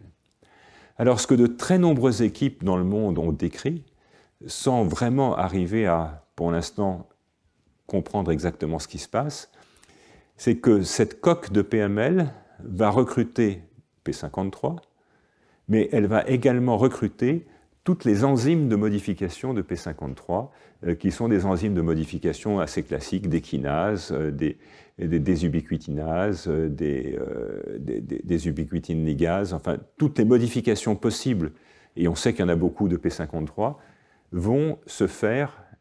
ont été proposées de se faire à l'intérieur de cette coque. Et donc, pour prendre une image qui est celle de ces protéines d'échafaudage, on a au fond des protéines qui sont normalement extrêmement diluées à l'intérieur du noyau. Puisqu'elles sont extrêmement diluées, elles ne vont pas pouvoir interagir efficacement les unes avec les autres. Par contre, si on arrive à les concentrer dans une toute petite partie du noyau, qui peut être 1 pour 10 000 ou 1 pour 100 000 du volume du noyau, eh bien, on va pouvoir leur permettre d'interagir de manière extrêmement efficace, et donc d'arriver à donner à cette protéine P53, dont on sait qu'elle est régulée de manière extrêmement étroite par des modifications post-traductionnelles, les modifications post-traductionnelles dont elle a besoin pour aller ensuite exercer son rôle sur la chromatine, son rôle étant bien sûr la régulation de la transcription. Or, vous avez vu dans la diapo précédente que la formation de ces corps nucléaires est régulée par le stress oxydant. Et ceci donc permet d'imaginer que la concentration de toutes ces protéines à l'intérieur de ces corps nucléaires PML va rendre la modification activatrice de P53 dépendante du stress oxydant. Et à ce titre, PML, comme P53, est indispensable à la sénescence induite par un certain nombre de signaux, et en particulier par l'activation d'oncogènes, le modèle typique étant l'activation de RAS. Si on induit l'expression de RAS dans des cellules PML-KO, eh bien, il n'y aura pas de sénescence, contrairement à la situation naturelle. Alors néanmoins, ceci n'explique pas tout, puisque contrairement à la perte de P53, les souris PML-KO ne font pas de tumeurs spontanées. Donc on est sur une modulation de l'activité de P53, mais qui est moins forte que l'absence de P53. Alors, une image des travaux du laboratoire, et en particulier de Michiko Kawatika, qui est là au deuxième rang, montre que en réponse au jeûne, on sait que le jeûne in vivo va activer très fortement P53, et quand on regarde des cibles classiques, hein, comme P21 ou GDF15, vous voyez qu'on a une induction considérable P53 dépendante de l'expression de ces gènes cibles, et l'induction de ces gènes cibles est en fait largement abrogée par la présence in vivo de N-acétylcystéine, ce qui veut dire que dans ce système, c'est bien le stress oxydant qui va activer P53 et qui va activer cette réponse. Et ce que l'on voit sur un certain nombre de gènes cibles, eh bien, c'est qu'en réponse au jeûne, on a un émoussement, une diminution extrêmement forte de l'activation de P53 en l'absence de PML, ce qui veut dire que PML participe donc à l'activation efficace de la voie P53 en réponse au stress oxydant. Alors de manière intéressante, c'est le contraire pour NQO1. Donc ça c'est la voie NRF2, et vous voyez que la voie NRF2 en fait elle est activée déjà dans conditions basales et elle est super activée en réponse au jeûne par l'absence de PML. Donc ça, et par ailleurs, ceci s'accompagne, comme assez souvent les anomalies qui vont jouer sur les ROS et sur le potentiel redox, ceci s'accompagne d'un discret mais significatif phénotype de longévité, ce qui veut dire que les souris P53KO vivent un peu plus, peut-être parce qu'elles ne répondent pas, peut-être parce qu'elles ne sont pas capable d'induire la réponse P53, et qu'on sait que la réponse P53 est quelque chose qui va réguler de manière efficace la longévité. Alors, comment comprendre cet effet du redox au niveau moléculaire? Ça aussi, ce sont des travaux de l'équipe récemment publiés et qui utilisent en fait la capacité de l'arsenic de cibler la voie P53. Alors, très schématiquement, pourquoi est-ce qu'on s'intéresse à l'arsenic? Parce que dans cette maladie liée à cette translocation chromosomique, PML-RAR, on sait que l'arsenic donné chez les patients est capable de guérir la maladie. Et cette guérison de la maladie passe par le ciblage de PML, puisque vous avez vu tout à l'heure que la reformation des corps nucléaires PML était induite par l'arsenic. Très schématiquement, cette protéine de fusion PML-RAR va être dégradée, c'est ce que vous voyez ici, en réponse à l'arsenic, hein, avec un western blot pour PML-RAR. On voit la protéine RAR normale, la protéine PML-RAR, et on voit que l'arsenic, qui est l'un des traitements de la promyélocitaire, mais également l'acide rétinoïque, qui est l'autre traitement, vont être capables tous les deux de détruire cette protéine hybride. Cette protéine hybride, donc, étant le chef d'orchestre de la transformation leucémique, la destruction va s'accompagner de l'effondrement de la maladie. Et donc, par l'intermédiaire de l'étude de l'action de l'arsenic sur cette protéine, on a pu comprendre quelle était l'action du stress oxydant, parce que l'arsenic, en fait, cible une toute petite région de cette protéine, comme on va le voir à l'instant. Donc ça, ce sont des travaux de Pierre Bercier, qui était étudiant en thèse dans le laboratoire.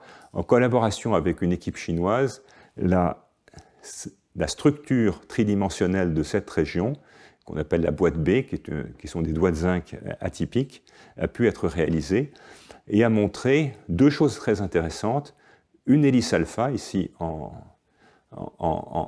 orange, et cette hélice alpha qui peut constituer un domaine de dimérisation ou de trimérisation, en tous les cas un domaine d'interaction protéique.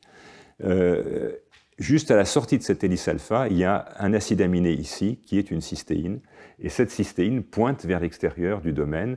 Ces cystéines pointant vers l'extérieur des domaines globulaires étant souvent des cystéines impliquées dans des phénomènes de régulation. Et de manière tout à fait remarquable, en fait, cette hélice alpha qui correspond ici à la région encerclée en rouge est extrêmement conservée au niveau de l'évolution, et surtout chez des patients qui avaient développé une résistance au trioxyde d'arsenic, on va trouver des mutations très fortement regroupées dans cette hélice alpha, ce qui veut dire que si cette hélice alpha est cassée par des mutations acquises en réponse aux résistances au traitement, l'arsenic n'a plus d'effet, ce qui suggérait très fortement que ce complexe finalement de ce domaine de dimérisation et de cette cystéine qui pointe vers l'extérieur constitue des éléments fondamentaux dans la réponse au trioxyde d'arsenic. Alors, ensuite, on a pu faire de la modélisation, et cette modélisation, en fait, montre que ce domaine peut réaliser un trimère dans lesquels les hélices alpha, que vous voyez qui sont ces espèces de petits solénoïdes ici, vont permettre cette trimérisation, et de manière tout à fait remarquable, cette cystéine qui pointait vers l'extérieur du domaine, maintenant il y en a 3 qui sortent du domaine et qui constituent de facto un site de liaison absolument idéal pour l'arsenic, puisque l'atome d'arsenic est capable d'interagir avec des atomes de soufre. Et là, il y a 3 atomes de soufre finalement disposés en triangle et qui pointent vers l'extérieur de la structure, ce qui constitue donc un motif idéal de liaison à l'arsenic. Alors, est-ce que c'est le site de liaison à l'arsenic? Et la réponse est oui. Sur la base d'expériences, sans rentrer dans les détails, ce sont des mesures de la mobilité de la protéine. Et donc, cette protéine PML normale, quand elle est agrégée sur les corps nucléaires, a une certaine mobilité. En fait, il y a un échange entre des fractions qui sont liées au corps nucléaire ou pas liées au corps nucléaire.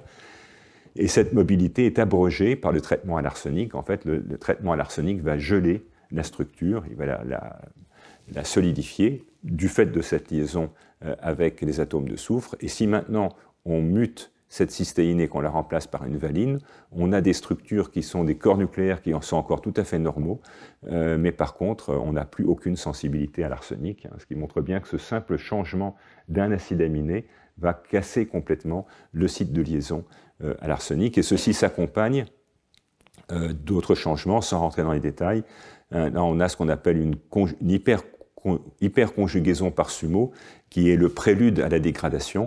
Et vous voyez que cette réponse biochimique à l'exposition à l'arsenic, elle est totalement abrogée lorsqu'on a cette mutation. Cette mutation, par ailleurs, ne change rien à la fonction normale de la protéine, qui va toujours faire des corps nucléaires, qui va toujours être sumoïdée en conditions basales. Donc tout est bien pour ce mutant, sauf qu'on a perdu la sensibilité au stress oxydant.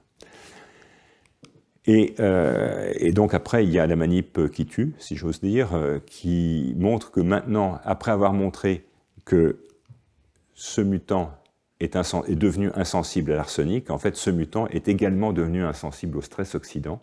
Et là, on va regarder des paramètres d'échange de la protéine sur les corps nucléaires, donc de mobilité de cette protéine qui va et qui vient en dehors des corps nucléaires. Vous rappelez qu'on a une rigidification extrêmement forte induite par l'arsenic. Si maintenant on met du peroxyde d'hydrogène, on va avoir des modifications qui d'ailleurs dépendent de la dose, hein, d'ailleurs avec initialement à faible concentration une diminution des interactions, augmentation à très fortes interactions, et vous voyez maintenant de manière remarquable et critique que si on a l'autre mutant, on n'a plus aucune sensibilité au ROS, ce qui veut donc dire que ce résidu, cette cystéine, elle a certes, dans des conditions thérapeutiques, pharmacologiques, un but essentiel qui est de reconnaître l'arsenic, mais qu'en fait, ce que fait l'arsenic, c'est de mimer une régulation physiologique, et que cette régulation physiologique, elle fait appel aux interactions entre ces trois cystéines qui vont être un reflet du redox et contrôler toute une série de réponses d'aval. Et dans ces réponses d'aval, eh bien, c'est des choses qui sont en voie d'exploration au laboratoire. Il y a la réponse aux différentes formes de stress in vivo. Qu'est-ce qui va se passer quand on va oxyder ces cystéines in vivo?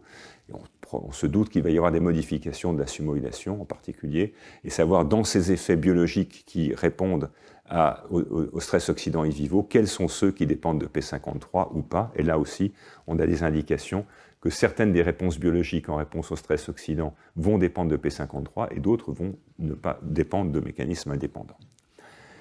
Donc, en conclusion sur cette partie, cette seconde partie, vous voyez qu'il y a des rapports qui sont importants et complexes entre P53 et les ROS. Ce n'est pas encore des choses qui sont totalement élucidées, il y a encore beaucoup de choses qui sont en voie d'étude.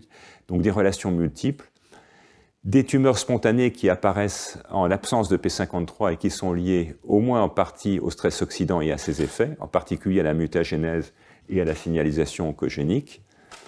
Le contrôle des ROS par P53 freine la croissance dans des tumeurs déjà établies, des mécanismes moléculaires qui sont multiples, des contrôles directs probablement, mais ce n'est pas totalement établi, ou des contrôles indirects comme PML par les ROS, et des activations de gènes cibles d'aval qui ont des effets majeurs sur le métabolisme à travers le NADPH entre autres. Et comme on l'a vu également, des hyperactivations aiguës qui va conduire à une toxicité mitochondriale, à des ROS et par exemple à la mort par ferroptose.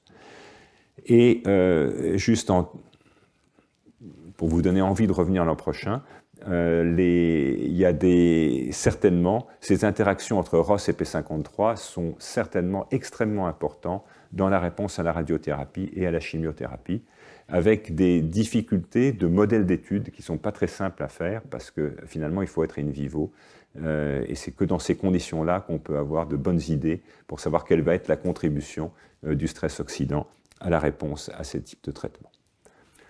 Alors pour finir, on va maintenant évoquer des perspectives médicales. Est-ce qu'on peut imaginer une médecine du redox? Vous allez voir que la réponse est assez largement, non pas encore, mais peut-être un jour. Pour ceux d'entre vous que ça intéresse, il y a une très belle revue, très bien faite, il y a 5 ans, par CS dans Nature Reviews. Et donc on va regarder la question des antioxydants, d'exercice du jeûne, le contrôle du fer, dont on parlera un petit peu, l'hypoxie, et puis encore une fois, un rôle certainement très important, mais encore pas très étudiée de relation entre la radiothérapie et la chimiothérapie. Bon, donc juste pour vous rappeler cette diapo que j'ai déjà montrée dans le premier cours, avec ces essais menés dans les années 90 chez des personnes à haut risque de développer des cancers, à l'époque où on pensait que les antioxydants étaient très bons, donc traitement randomisé par du bêta-carotène ou de la vitamine E, qui montre en fait une augmentation tout à fait significative de l'incidence des cancers du poumon. À l'époque, on ne comprenait pas. Maintenant, avec ce que je vous ai montré au début du cours, eh bien, on comprend en fait très bien qu'on a probablement, en contrôlant le stress oxydant, réveillé cette signalisation métastatique passant par l'activation de BAC1.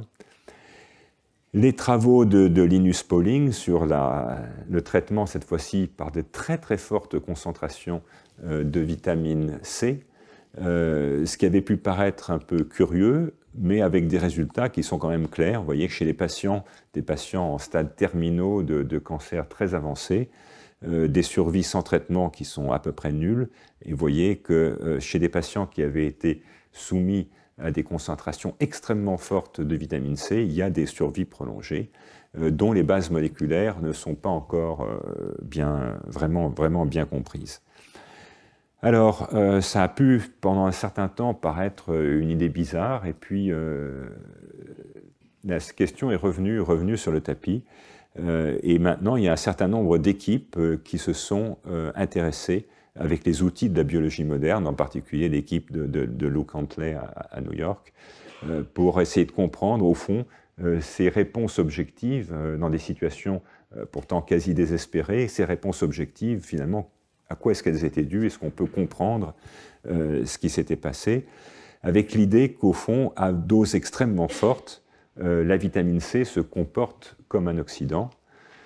Et c'est ce qui vous est représenté ici, sans rentrer dans les détails. En fait, la vitamine C, à ces doses, encore une fois, probablement 100 000 fois supérieures aux doses vitaminiques, hein, on est vraiment dans de la chimie, eh bien, on va avoir au moins deux effets. Un premier effet qui est de créer du stress oxydant aigu, et ce stress oxydant aigu, du coup, va induire une déplétion, un épuisement du glutathion et du NADPH, et donc il peut y avoir une toxicité sélective vis-à-vis de tumeurs, de cellules tumorales pour lesquelles le stress oxydant en basal est déjà élevé. Et puis un autre effet qui est de favoriser le recyclage du fer dans sa forme active, qui est le fer ferreux. Et donc, ce Fe2+, va être recyclé par de fortes doses de vitamine C. Et ça va permettre finalement de créer un emballement de la réaction de Fenton et donc d'augmenter très fortement la production de ces radicaux oxygénés OH-, dont je vous ai dit à quel point c'était les plus toxiques, ceux qui vont détruire les membranes, détruire les nucléotides et induire la déformation des protéines. Donc, l'idée, c'est qu'en fait, on crée à travers cet effet sur le fer et la titration des antioxydants, on va créer un stress oxydant aigu, et sur des cellules qui sont déjà exposées à du stress oxydant chronique, eh bien, on va induire une certaine sélectivité dans la mort. Alors, il y a d'autres choses, là aussi en cours d'étude, c'est qu'il existe, comme vous le savez, un système de méthylation des résidus de cytosine qui joue un rôle important dans les marques épigénétiques de la cellule, en déterminant des zones qui sont a priori des zones silencieuses du génome.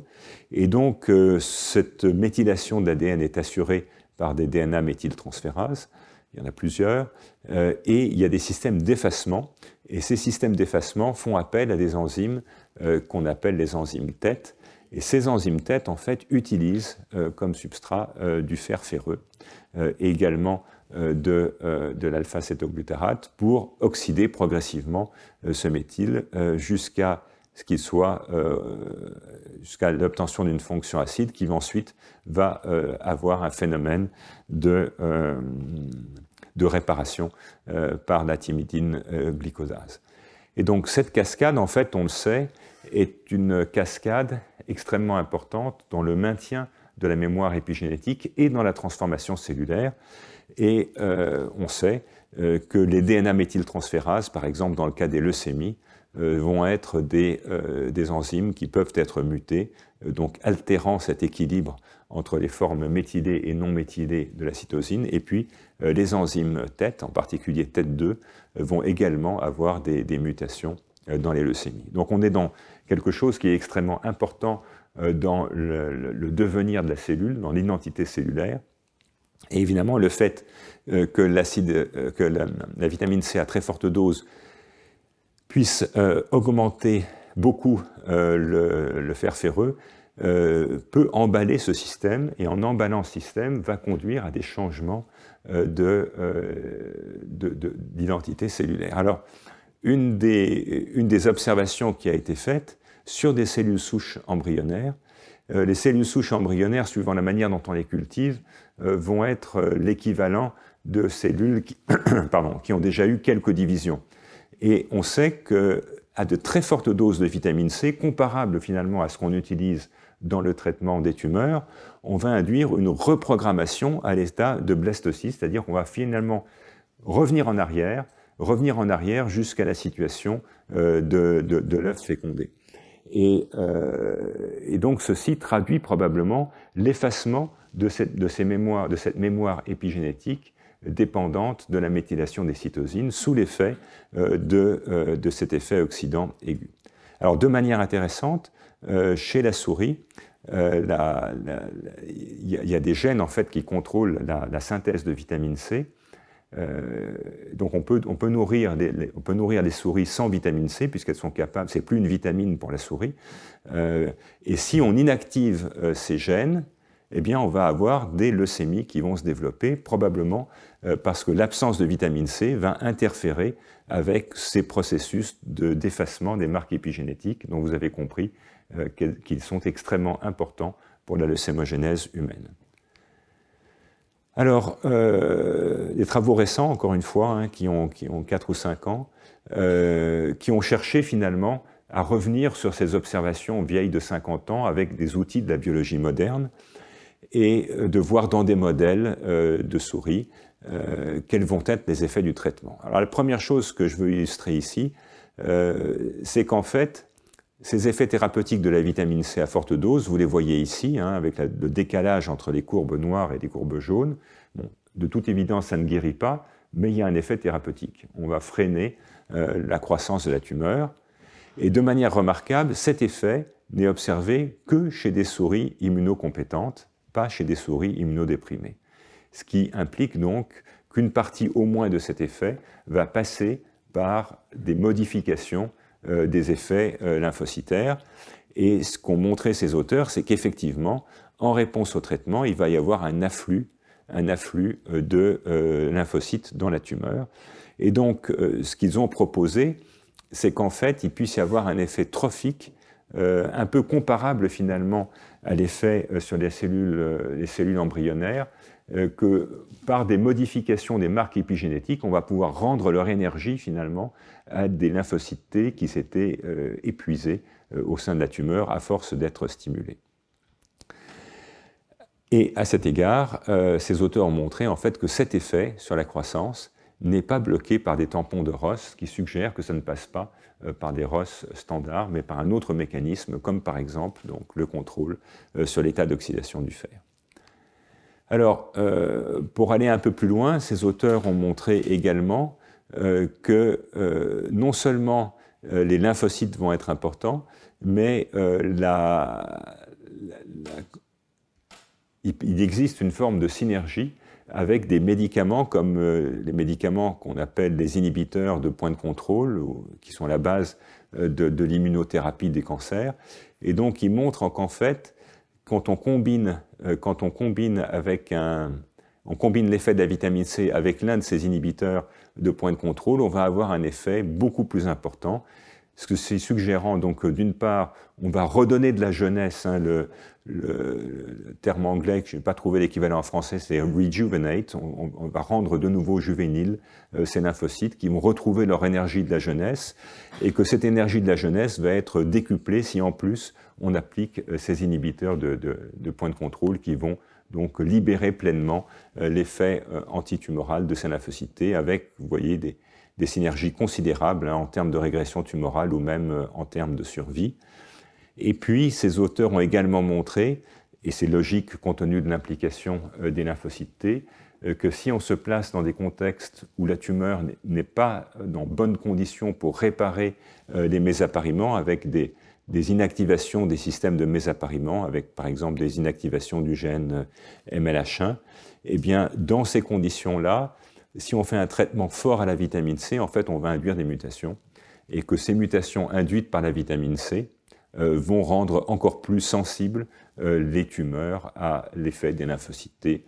Ceci suggérant donc que finalement, on a un couple néo-antigène cellule T avec la vitamine C qui est capable de moduler la forme du génome, donc de créer des néo-antigènes, et en même temps de redonner de l'énergie aux lymphocytes T pour qu'ils puissent efficacement détruire la tumeur, ceci pouvant ouvrir à terme des nouvelles perspectives thérapeutiques.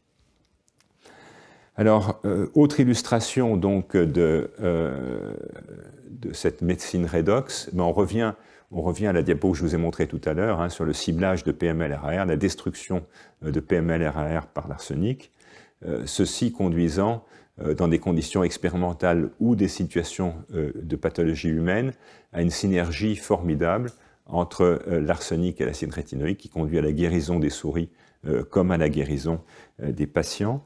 Et donc, dans cette situation où vous avez vu que l'arsenic se fixait à ces cystéines hyper réactives, eh bien, des auteurs ont pu montrer qu'au fond, on pouvait mimer cet effet de l'arsenic par des agents qui sont des purs modulateurs du redox. Et donc, dans cette étude, je n'ai pas mis la référence, mais qui a été publiée il y a une dizaine d'années, un dérivé de la vitamine E qui est capable d'avoir, contrairement à la vitamine E, qui a un effet globalement antioxydant, ce dérivé de la vitamine E, lui, est très fortement pro-oxydant, et cet effet pro-oxydant, finalement, on voit, va mimer les effets de l'arsenic. Vous voyez que l'arsenic, ici, dégrade PML-RAR complètement, et cet antioxydant, enfin cet oxydant dérivé de la vitamine E, qui n'a pas la capacité de se fixer sur les cystéines de PML, il va avoir essentiellement le même effet de dégradation de cette protéine PML-RAR, et en fait, en tous les cas, dans la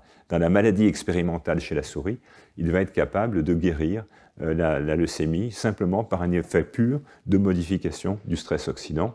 Et ceci, pour les médecins dans l'audience, s'il y en a, explique une très ancienne observation qui était que cette maladie, la leucémie aiguë promyélocytaire, était très sensible aux anthracyclines, les anthracyclines faisant partie de ces anticancéreux qui induisent des taux énormes de ROS. Il y a une production suraiguë de ROS dans les premières heures, et donc il est possible que cette production très aiguë de ROS, finalement, ait contribué à un effet de destruction de PML-RAR qui contribuait à la réponse favorable de ces patients avant l'introduction des thérapeutiques ciblées. Alors, pour continuer sur l'arsenic, des travaux, là encore, très récents et assez provoquants, c'est pour ça que j'ai choisi de vous les présenter, suggèrent en fait qu'on peut moduler la formation de P53 par l'arsenic. Alors pourquoi ? L'idée était que P53, finalement, dans des temps anciens, était une protéine qui était sensible au stress, et en particulier au stress oxydant, et que cette capture du stress oxydant était réalisée par ces cystéines internes, dont je vous rappelle qu'elles ne sont pas, ce sont celles qui ne sont pas impliquées dans les doigts de zinc. Donc elles n'ont pas a priori un rôle de structure, mais elles pouvaient avoir un rôle de modulation de la forme et de l'activité de la protéine. Et donc, ces auteurs, qui sont des collègues chinois de Shanghai, ont réalisé des cribles pour essayer de voir si, pour des protéines mutées, donc protéines P53 mutées, donc qui n'exercent plus leur fonction, est-ce qu'au fond, on pourrait essayer de récupérer cette fonction avec des agents qui se lient aux cystéines. Alors je vous rappelle qu'il existe des produits qui ont été testés en clinique depuis une dizaine d'années, qui sont des reconformateurs de P53.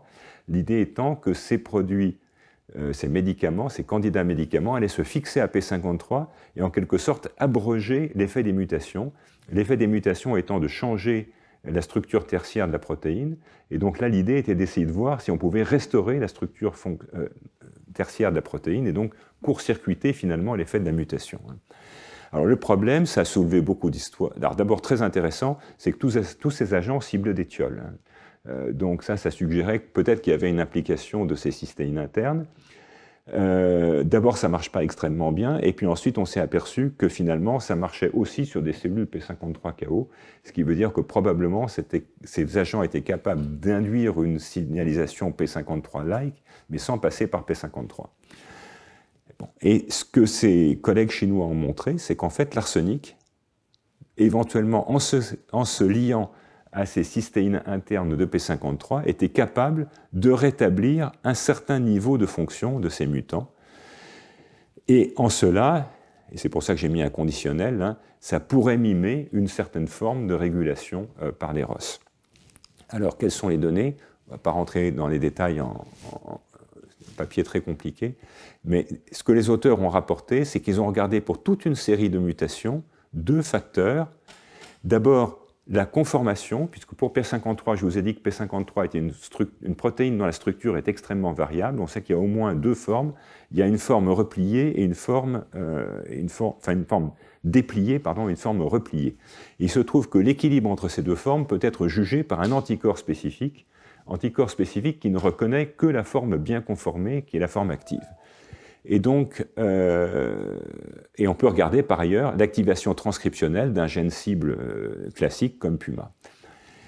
Et ce que vous voyez, c'est qu'il y a un certain nombre de mutants pour lesquels il ne se passe pas grand-chose, et puis il y a quelques mutants, et en particulier ce mutant valine 272 méthionine, pour lesquels on va avoir un très fort niveau de reconformation et un très fort niveau d'activation de la protéine, ce qui suggère que, et c'est ce que proposent les auteurs, qu'en se fixant finalement dans le cœur de la protéine, l'arsenic est capable de récupérer finalement un certain degré de configuration active, cette configuration active donc étant transcrite en activation de gènes cibles et en récupération d'une forme normale. Alors, ça ne marche pas à tous les coups, et en l'occurrence, il y a 2 mutants pour lesquels on a des effets qui sont assez significatifs, et on va le voir. Donc, ils ont fait bien sûr de la biologie moléculaire avec trois mutants. Le mutant qui fait tout bien, si j'ose dire, qui se reconforme bien, celui qui se reconforme à moitié, celui qui ne se reconforme pas du tout. Et vous voyez qu'en réponse à l'administration d'arsenic à forte dose, qui sont des doses plus fortes que celles utilisées dans la promyélocytaire, on va récupérer une activation d'un certain nombre de gènes cibles, pas tous, mais pour PUMA par exemple, il y a une activation considérable. Ceci se traduisant ex vivo en survie et dans une certaine mesure in vivo en disparition de cellules leucémiques qui sont porteuses de ces mutations spécifiques. Alors, est-ce que ça marche chez l'homme? Pas encore, mais peut-être, puisque chez un patient qui était porteur justement de cette mutation 272, et qui avait, si ma mémoire est bonne, une forme de leucémie, ces auteurs ont pu traiter ce patient avec de l'arsenic in vivo. Donc maintenant, on parle de traitement humain et d'expérience, d'évaluation de l'activation des cellules leucémiques. Et essentiellement, ce qu'on voit, c'est qu'effectivement, chez ce patient, on avait, sous l'effet de l'arsenic, une réactivation de la signalisation P53. Il y a un certain nombre de gènes cibles qui ont été réactivés, quand bien même la protéine était mutée. Néanmoins, pas de réponse clinique. Donc vous voyez, dans cette situation-là, peut-être parce que la maladie n'était pas intrinsèquement sensible à P53, ça ne s'est pas accompagné d'une disparition des cellules leucémiques. Par contre, il y a eu réellement activation de la protéine. Néanmoins, ces mutations sensibles sont extrêmement rares. Ça représente, je crois, moins de 1% des situations de mutation, mais c'est une preuve de concept importante. Et éventuellement, ce que les auteurs n'ont pas exploré, c'est qu'on peut imaginer qu'il y ait une implication de PML dans le système et que finalement, le fait de forcer la création de ces domaines PML ait pu exercer un certain degré de reconformation qui explique l'activation d'un certain nombre de ces gènes cibles in vivo. Alors, deuxième stratégie thérapeutique, il y a eu beaucoup d'efforts pour essayer de voir si on pouvait faire des médicaments finalement qui contrôlent le stress oxydant, et en particulier le stress oxydant extracellulaire, parce qu'évidemment c'est beaucoup plus simple d'essayer de contrôler les ROS en extracellulaire.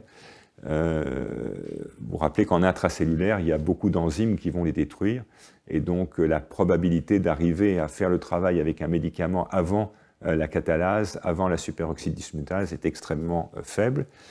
Donc il y a un certain nombre de stratégies avec des inhibiteurs de NOx. Vous vous rappelez qu'il y a certaines de ces enzymes NOx sont situées à la membrane plasmique, elles sont donc accessibles à des médicaments.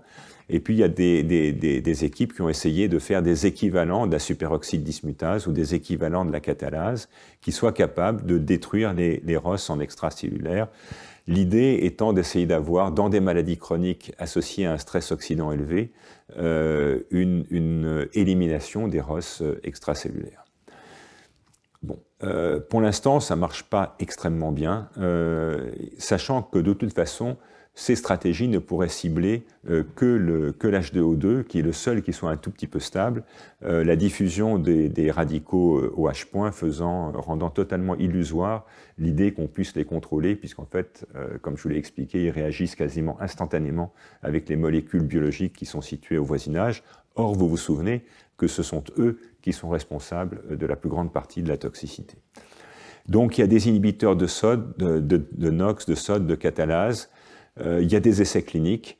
La réalité, c'est qu'aujourd'hui, ce qui marche le mieux, c'est ce qui est le plus logique, hein, c'est le N-acétylcystéine dans l'intoxication au paracétamol, où là, ce n'est pas un médicament expérimental, c'est le traitement de choix de l'intoxication au paracétamol, parce que ça va permettre de refabriquer du glutathion très rapidement, qui va neutraliser le paracétamol.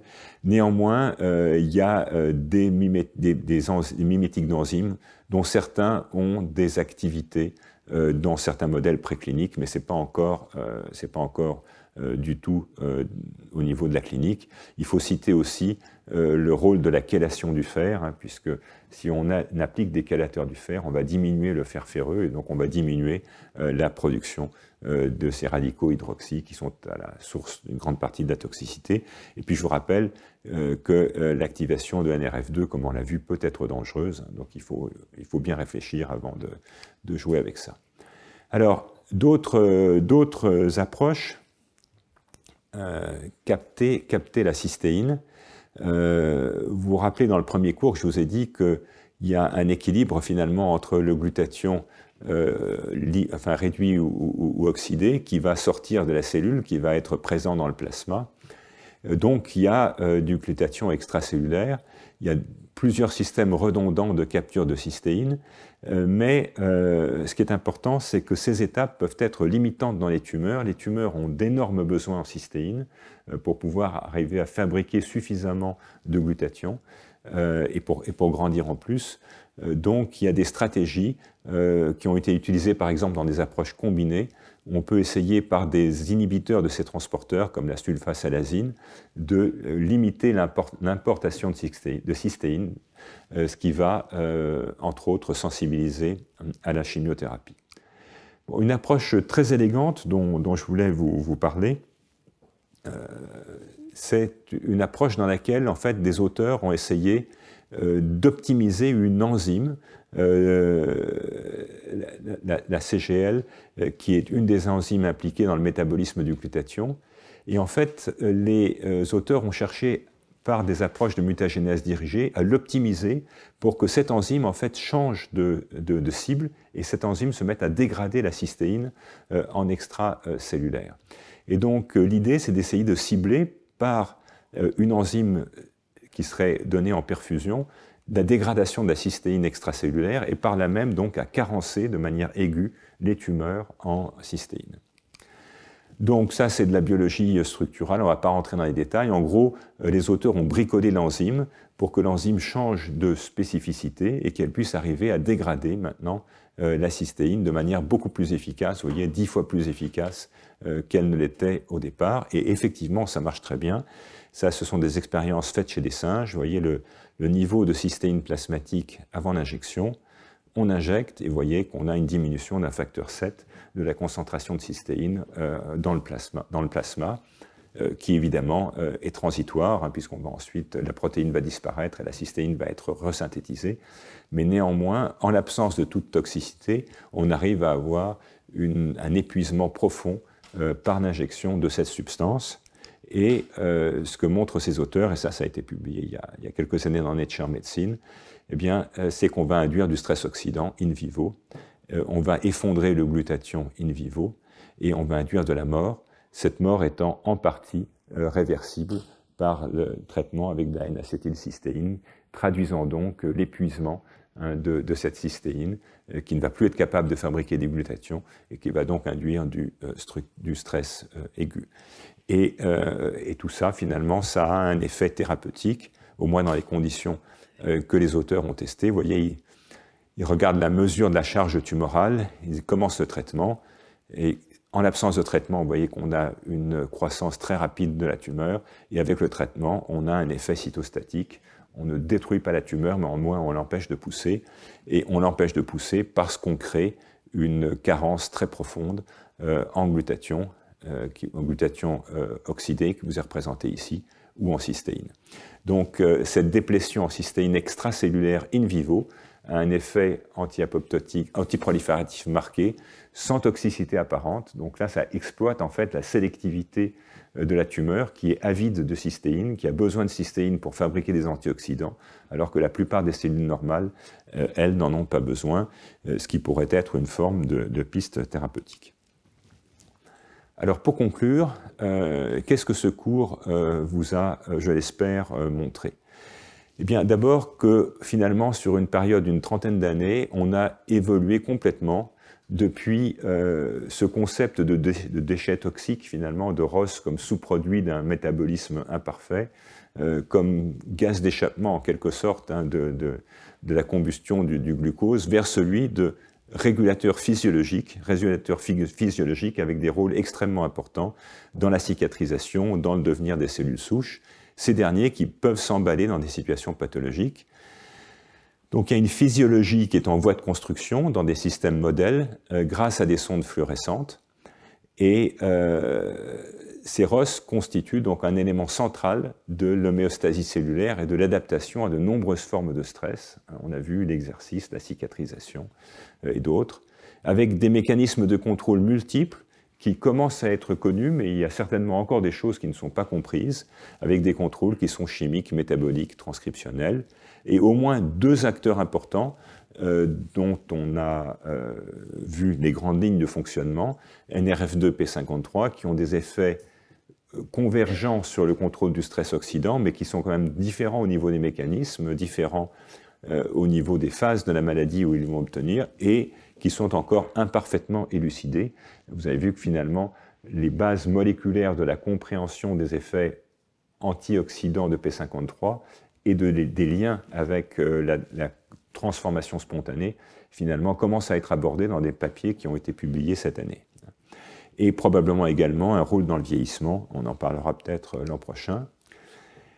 Un rôle, maintenant si on parle du cancer, important des ROS dans la transformation tumorale, avec des effets parfois opposés aux différents stades de la maladie, des stratégies thérapeutiques multiples, qui étaient au départ naïves avec ce traitement massif par des antioxydants dans la chimioprévention, mais qui sont en train de s'affiner avec des progrès dans la compréhension des mécanismes appliqués et de leur implication dans les cancers. Et encore une fois, ce sera le thème de l'an prochain, un rôle certainement extrêmement important dans la réponse à la radiothérapie, à certaines formes de chimiothérapie, avec un rôle qui n'est pas facile à élucider, puisqu'il faut en fait faire appel à des modèles in vivo, si on veut avoir quelque chose qui soit relevant, et des espoirs, des pistes thérapeutiques, mais qui sont encore en voie d'exploration. Voilà, je vous remercie beaucoup, et j'espère que vous n'êtes pas trop fatigués.